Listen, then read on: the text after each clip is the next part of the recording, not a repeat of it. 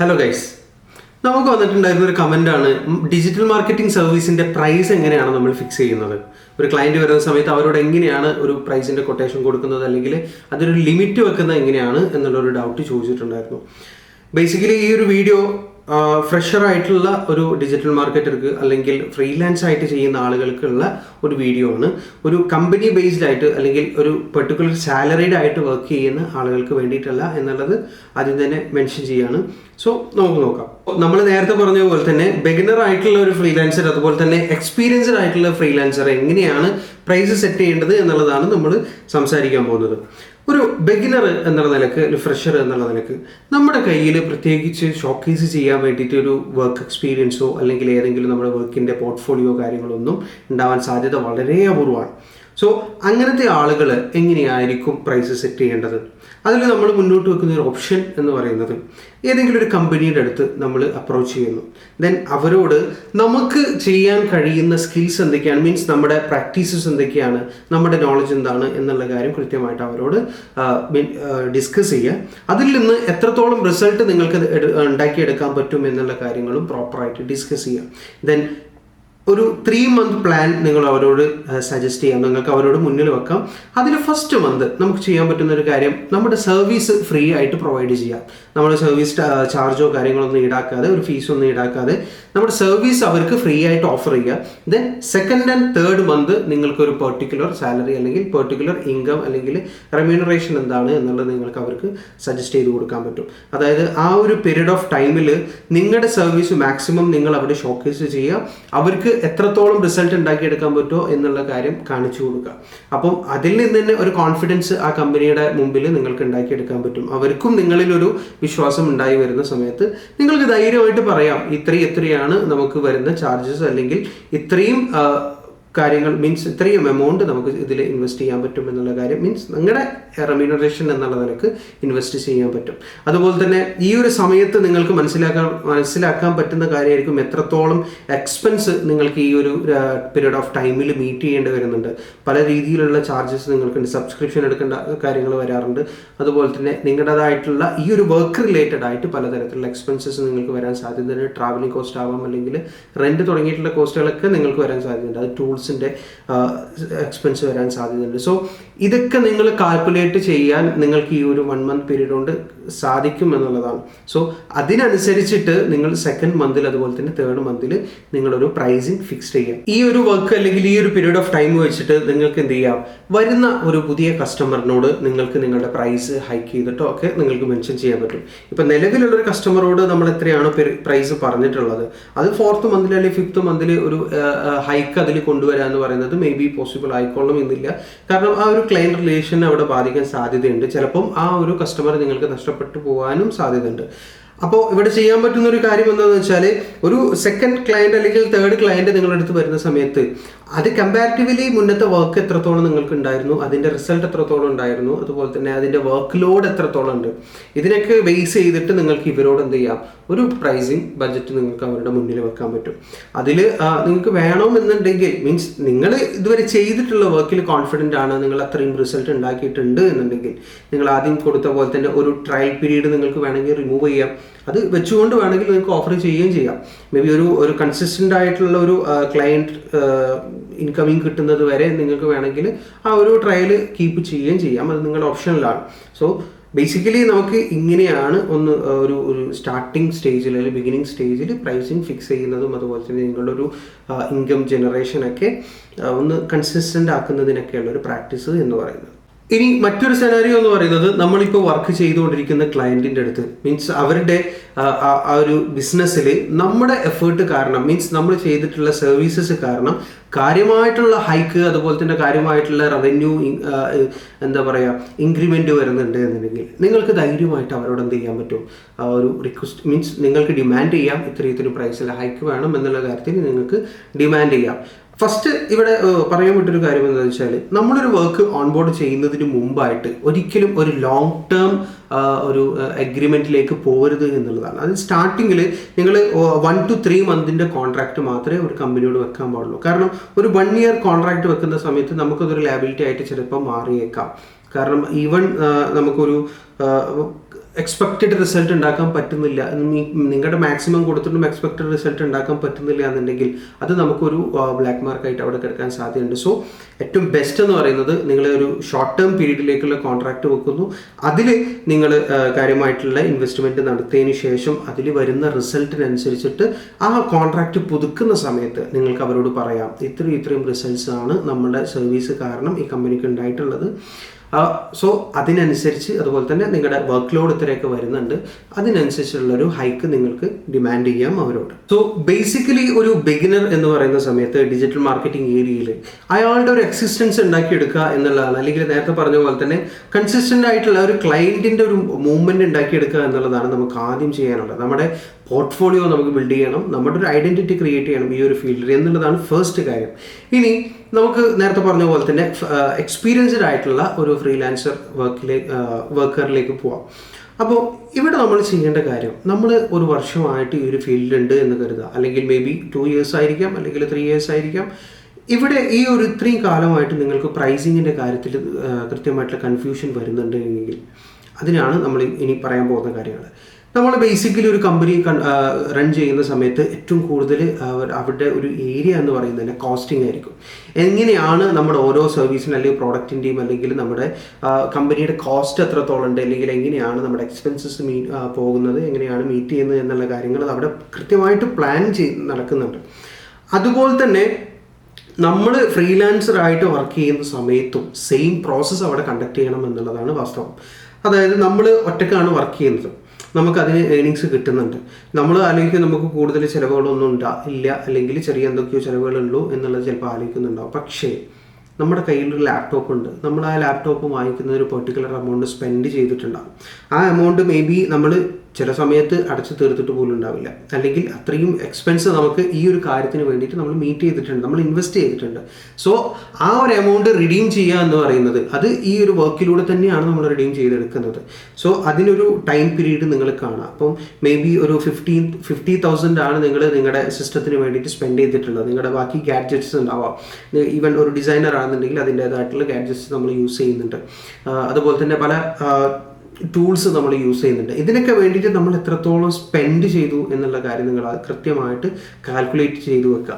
എന്നിട്ട് അതൊരു നമ്മൾ വർക്ക് സ്റ്റാർട്ട് ചെയ്തു അല്ലെങ്കിൽ നെക്സ്റ്റ് മന്തിൽ തന്നെ അല്ലെങ്കിൽ സെക്കൻഡ് മന്തിൽ തന്നെ ആ ഫുൾ എമൗണ്ട് റിഡീം ചെയ്യുക എന്ന് പറയുന്നത് നമുക്ക് പോസിബിൾ ആയിട്ടുള്ള കാര്യമായിരിക്കില്ല. സോ നിങ്ങളൊരു ടൈം ലൈൻ കീപ്പ് ചെയ്യുക, മീൻസ് ഒരു ടൈം സ്പാൻ ഉണ്ടാക്കിയെടുക്കുക. മേ ബി ഒരു 12 month നിങ്ങൾ ആ ടോട്ടൽ എമൗണ്ടിനെ 12 month കൊണ്ട് ഡിവൈഡ് ചെയ്യുന്നു. ആ ഡിവൈഡ് ചെയ്തതിന് ശേഷം 1 month ഈ ഒരു എക്സ്പെൻസ് മീറ്റ് ചെയ്യാൻ നമുക്ക് എത്ര കിട്ടണം എന്നുള്ളത് നിങ്ങൾ എന്ത് ചെയ്യുക, ഒന്ന് നോട്ട് ചെയ്ത് വെക്കുക. അതുപോലെ തന്നെ നേരത്തെ പറഞ്ഞ പോലെ നിങ്ങളുടെ റെൻറ്റ് ഉണ്ടാവാം, നിങ്ങൾ എവിടെയാണോ സ്പെൻഡ് ചെയ്യുന്നത്. മേ ബി നിങ്ങൾ ഏതെങ്കിലും ഏരിയയിൽ പോയിട്ട് റെൻറ്റിലായിട്ടായിരിക്കും നിങ്ങൾ റെസിഡൻസ് ചെയ്യുന്നുണ്ടാവുക. സോ അതിൻ്റെ എക്സ്പെൻസ് നമ്മൾ മീറ്റ് ചെയ്യണം.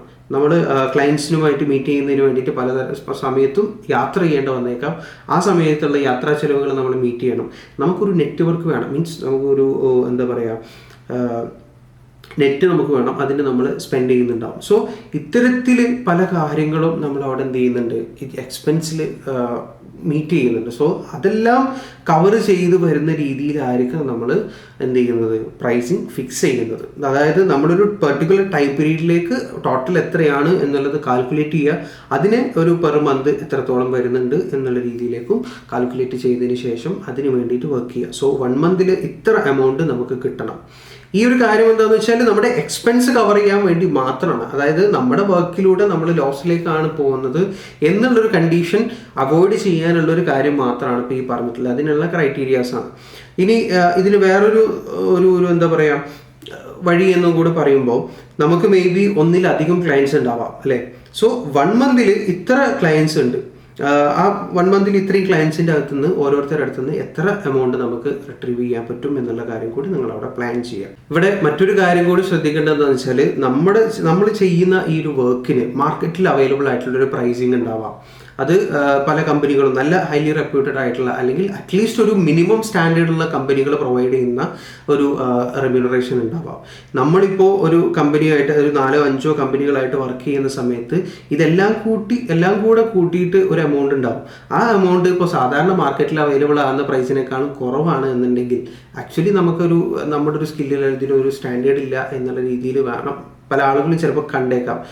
എന്നാലും ഒരു കമ്പനിയുടെ അടുത്ത് നിന്ന് നമുക്ക് എത്ര വാങ്ങിക്കാം, എത്ര വരെ വാങ്ങിക്കാം എന്നുള്ളൊരു ഐഡിയ നിങ്ങൾ ഉണ്ടാക്കിയെടുക്കൽ നിർബന്ധമാണ്.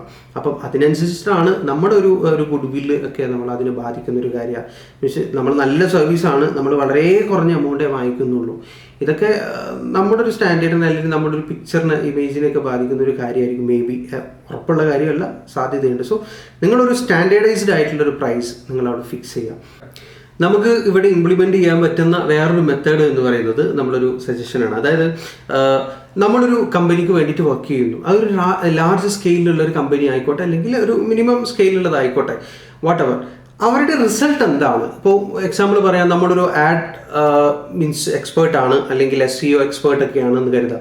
സോ നമ്മുടെ ഈ ഒരു സർവീസ് കാരണം എത്രത്തോളം റിസൾട്ടാണ് ഉണ്ടാകുന്നത് എന്നുള്ള കാര്യം, ഒരു ROI എത്രത്തോളം വർക്ക് ആവുന്നുണ്ട് തുടങ്ങിയിട്ടുള്ള കാര്യങ്ങളൊക്കെ നമുക്ക് കൃത്യമായിട്ട് അനലൈസ് ചെയ്യാൻ പറ്റും. സോ ഇതിൽ എത്രത്തോളമാണ് അവരുണ്ടാക്കിയെടുക്കുന്ന റവന്യൂ എന്നുള്ളത് നമുക്ക് അനലൈസ് ചെയ്യാൻ പറ്റും. സോ ആ ഒരു വർക്കിന് വേണ്ടിയിട്ട് നമ്മുടെ ഇത്രയും എക്സ്പേർട്ട് ആയിട്ടുള്ള മീൻസ് നമ്മുടെ സ്കിൽഡ് ആയിട്ടുള്ള ഇത്രയും നമ്മുടെ എഫേർട്ടിന് വേണ്ടിയിട്ട് നമുക്ക് മേ ബി കളക്ട് ചെയ്യാൻ പറ്റുന്ന അല്ലെങ്കിൽ ഡിമാൻഡ് ചെയ്യാൻ പറ്റുന്ന ഒരു സർവീസ് ചാർജ് എന്ന് പറയുന്നത് ലിമിറ്റഡ് ആയിരിക്കും മേ ബി. സോ ഇങ്ങനത്തെ കണ്ടീഷനിൽ നമുക്ക് മുന്നോട്ട് വെക്കാൻ പറ്റുന്ന ഒരു ഓപ്ഷൻ അവരുടെ റവന്യൂയുടെ ഒരു % ഏതെങ്കിലും ഒരു പെർസെൻറ്റേജ് നമുക്ക് എന്ത് ചെയ്യാം, ഡിമാൻഡ് ചെയ്യാം. എന്താണ്, ഇത്ര പെർസെൻറ്റേജും കൂടെ നമുക്ക് വേണ്ടി വരും എന്നുള്ള കാര്യം നിങ്ങൾക്ക് അവിടെ മുന്നോട്ട് വെക്കാൻ പറ്റും. വലിയൊരു എമൗണ്ട് ക്രിയേറ്റ് ചെയ്യുന്ന അല്ലെങ്കിൽ റവന്യൂ ക്രിയേറ്റ് ചെയ്യുന്ന കമ്പനികളോട് ഇത്തരത്തിൽ ചെറിയൊരു പെർസെൻറ്റേജ്, അവരുടെ റവന്യൂയുടെ ചെറിയൊരു പെർസെൻറ്റേജ് നമ്മൾ ഡിമാൻഡ് ചെയ്യുന്നതിൽ യാതൊരു തെറ്റുമില്ല എന്നുള്ളതാണ്. ഇനി ഇവിടെ മേജർ ആയിട്ടുള്ള ഒരു പോയിന്റ് എന്ന് പറയുന്നത് നമ്മുടെ ടൈമാണ്, നമ്മുടെ വർക്കിൻ്റെ ടൈം. നമ്മൾ എത്രത്തോളം ഈ ഒരു വർക്കിന് വേണ്ടിയിട്ട് ടൈം സ്പെൻഡ് ചെയ്യുന്നുണ്ട് എന്നുള്ളൊരു കാര്യം. അത് ഡയറക്റ്റ്ലി നമ്മുടെ വർക്കിന് വേണ്ടിയിട്ടായിരിക്കാം, അതുപോലെ തന്നെ ആളുകളുമായിട്ട് കമ്മ്യൂണിക്കേറ്റ് ചെയ്യുന്നതിന് വേണ്ടിയിട്ട്, ക്ലയൻറ്റുമായിട്ട് കമ്മ്യൂണിക്കേറ്റ് ചെയ്യുന്നതിന് വേണ്ടിയിട്ട്, അതുപോലെ തന്നെ മൾട്ടിപ്പിൾ ക്ലയൻറ്റ്സ് നിങ്ങൾക്ക് ഉണ്ടാകുന്ന സമയത്ത് അവരോടൊക്കെ നിങ്ങൾ കമ്മ്യൂണിക്കേറ്റ് ചെയ്യേണ്ടി വരും, അവരുടെ വർക്കൊക്കെ ചെയ്യേണ്ടി വരും. സോ ബേസിക്കലി നിങ്ങളുടെ ഇൻവെസ്റ്റ്മെൻറ്റ് എന്ന് പറയുന്നത് ഒരു മണി റെൻറ്റഡ് ആയിട്ടുള്ള കാര്യങ്ങൾ മാത്രമല്ല, നിങ്ങളുടെ ടൈമും ഒരു ഇൻവെസ്റ്റ്മെൻറ്റ് തന്നെയാണ്. സോ അതിനെയും കൂടി കണക്കാക്കിയിട്ട് വേണം നമ്മൾ എന്ത് ചെയ്യാൻ, പ്രൈസിങ് ഫിക്സ് ചെയ്യാൻ. നമ്മൾ ഇത്രത്തോളം വർക്ക് ചെയ്യുന്നുണ്ട്. മേ ബി ഒരാൾക്ക് ഒരു ദിവസം ചിലപ്പം 5-ലധികം പോസ്റ്റേഴ്സ് ഉണ്ടാക്കുന്ന ആളുകളുണ്ടാവും ഡിസൈനിങ്ങിൻ്റെ കാര്യത്തിൽ. അതുപോലെ തന്നെ ആഡിൻ്റെ കാര്യത്തിൽ ക്യാമ്പയിൻസ് നടത്തുന്ന സമയത്ത് മൾട്ടിപ്പിൾ കമ്പനീസിൻ്റെ ക്യാമ്പയിൻസ് കണ്ടക്ട് ചെയ്യുന്ന ആളുകളുണ്ടാവാം. സോ ഇതൊക്കെ നിങ്ങളുടെ പ്രൈസിങ്ങിനെ ബാധിക്കുന്ന കാര്യമാണ്, അതിൽ ഇൻക്ലൂഡഡ് ആവേണ്ട കാര്യമാണ്. നമ്മളിപ്പോൾ ത്രൂ ഔട്ട് ഇത്രയും കാര്യങ്ങൾ പറയുന്ന സമയത്തും പല ആളുകൾക്ക് ഉണ്ടാവുന്ന കൺഫ്യൂഷൻ അല്ലെങ്കിൽ സംശയം എന്താണെന്ന് വെച്ചാൽ, ഒരു പെർട്ടിക്കുലർ ഫിഗർ നമ്മൾ പറയുന്നില്ലല്ലോ എന്നുള്ളതാണ്. അത് പറയാതിരിക്കാൻ കാരണം എന്താണെന്ന് വെച്ചാൽ, നമ്മുടെ സ്റ്റാർട്ടിങ്ങിൽ നമ്മൾ ചെയ്തിട്ടുണ്ടായിരുന്ന ഒരു രീതി എന്ന് പറഞ്ഞു കഴിഞ്ഞാൽ, ഒരു പോസ്റ്ററിന് 200 രൂപയൊക്കെ വെച്ചിട്ടുള്ള ചാർജിങ് ആണ് ചെയ്തിട്ടുണ്ടായിരുന്നത് സ്റ്റാർട്ടിങ് സ്റ്റേജിൽ. അത് എത്രത്തോളം അതിൻ്റെ ഒരു സ്റ്റാൻഡേർഡ് ഉണ്ട് എന്നുള്ളതും നമുക്ക് അതിൽ നിന്ന് നോക്കിയാൽ മനസ്സിലാവാൻ പറ്റുമായിരുന്നു. ആക്ച്വലി ഈ ഒരു എമൗണ്ടിൽ നമ്മൾ പോസ്റ്റേഴ്സ് ഡിസൈൻ ചെയ്ത് കൊടുക്കുന്ന സമയത്ത് നമ്മൾ ഭാവിയിൽ ഒരാളെ ഹയർ ചെയ്യേണ്ട ഒരു സിറ്റുവേഷൻ വന്നു. അത് അയാൾക്ക് എക്സാമ്പിൾ പറയാം, ഒരു 30,000 ആണ് അയാളുടെ സാലറി എന്ന് കരുതാം. ഈ 30,000 നമ്മൾ 1 ഡേയിലേക്ക് കാൽക്കുലേറ്റ് ചെയ്യുന്ന സമയത്ത് അയാളുടെ പെർ ഡേ സാലറി എന്ന് പറയുന്നത് 1000 റുപ്പീസാണ്. ഈ 1000 റുപ്പീസിന് നമ്മൾ ഇയാളെ ഹയർ ചെയ്തപ്പോൾ അയാൾക്ക് മാക്സിമം 1 ഡേ ചെയ്യാൻ പറ്റുന്ന ഒരു ക്രിയേറ്റീവ് ഡിസൈൻ എന്ന് പറയുന്നത് 5 പോസ്റ്റേഴ്സ് ആയിരിക്കാം, അല്ലെങ്കിൽ 5 ഡിസൈൻസ് ആയിരിക്കും അയാൾക്ക് ചെയ്യാൻ പറ്റുന്നത്. സോ പെർ ഡിസൈൻ അയാളുടെ കോസ്റ്റ് എന്ന് പറയുന്നത് എത്രയാണ്, 200 ആണ്. 200 കോസ്റ്റിലാണ് അയാൾ ചെയ്യുന്നത്. ഇതിന് പുറമെ ഈ 200-ന് പുറമെ നമുക്ക് വരുന്ന നേരത്തെ പറഞ്ഞ പോലെ തന്നെ എക്സ്പെൻസസ് ഒരുപാടുണ്ട്. നമ്മുടെ സബ്സ്ക്രിപ്ഷൻസ് ഉണ്ട്, നമ്മുടെ ഗാഡ്ജറ്റ്സ് ഉണ്ട്, നമ്മുടെ നെറ്റ്വർക്ക് ഉണ്ട്, അതുപോലെ തന്നെ പല രീതിയിലുള്ള ട്രാവലിംഗ് കോസ്റ്റ് തുടങ്ങിയിട്ടുള്ള പല തരത്തിലുള്ള എക്സ്പെൻസസ് നമുക്ക് അവിടെ വരുന്നുണ്ട്. അപ്പം ഇതൊക്കെ ഇത്രയും കാര്യങ്ങൾ മീറ്റ് ചെയ്യുന്ന സമയത്ത് തന്നെ നമുക്ക് ആക്ച്വലി അവിടെ പെർ പോസ്റ്ററിൽ ലോസ് ആണ് വരുന്നത്. അതുപോലെ തന്നെ ഇതിൻ്റെ കൂടെ നമുക്കൊരു പ്രോഫിറ്റ് മാർജിൻ എന്തായാലും നമുക്ക് വേണം. അല്ലാതെ നമ്മൾ ഒരു കോസ്റ്റ് ഓറിയൻറ്റഡ് ആയിട്ട് മാത്രം അല്ലെങ്കിൽ എക്സ്പെൻസ് മീറ്റ് ചെയ്യാൻ വേണ്ടി മാത്രം വർക്ക് ചെയ്യല്ലോ. സോ ഈ ഒരു പ്രോഫിറ്റ് മാർജിനും കൂടി നമ്മൾ ആഡ് ചെയ്യുന്ന സമയത്ത് ഒരു 200+ ഒരു 150 ഇവിടെ കാൽക്കുലേറ്റ് ചെയ്യുക, 350 ബാക്കി കോസ്റ്റുകൾ, അതുപോലെ തന്നെ ഒരു 150 നമ്മുടെ ഒരു പ്രോഫിറ്റ് മാർജിനും കൂടി കാൽക്കുലേറ്റ് ചെയ്യുന്ന സമയത്ത് നമ്മൾ ഒരു പോസ്റ്ററിൽ നമുക്ക് മാക്സിമം വാങ്ങിക്കാൻ പറ്റുക, മീൻസ് അറ്റ്ലീസ്റ്റ് നമ്മൾ വാങ്ങിക്കേണ്ട ഒരു പ്രൈസ് എന്ന് പറയുന്നത് 500 റുപ്പീസാണ്. സോ ഇത്തരത്തിലാണ് നമ്മൾ ആക്ച്വലി നമ്മുടെ കോസ്റ്റും അതുപോലെ തന്നെ നമ്മുടെ ഒരു എന്താ പറയുക പ്രൈസിങ് തീരുമാനിക്കുന്നത്. ഇതിനൊക്കെ ബേസ് ചെയ്തിട്ടായിരിക്കണം നമ്മൾ പ്രൈസ് ഫിക്സ് ചെയ്യുന്നത്. സോ ഓരോരുത്തരുടെയും സിറ്റുവേഷൻസ് അതുപോലെ തന്നെ ഓരോരുത്തരുടെയും മാർജിൻ എന്താണ്, ഡിഫറെൻ്റ് ആണ്. അപ്പോൾ നമ്മളൊരു പെർട്ടിക്കുലർ ഫിഗർ പറയുക എന്ന് പറയുന്നത് ഒരിക്കലും പോസിബിൾ ആയിട്ടുള്ള കാര്യമല്ല.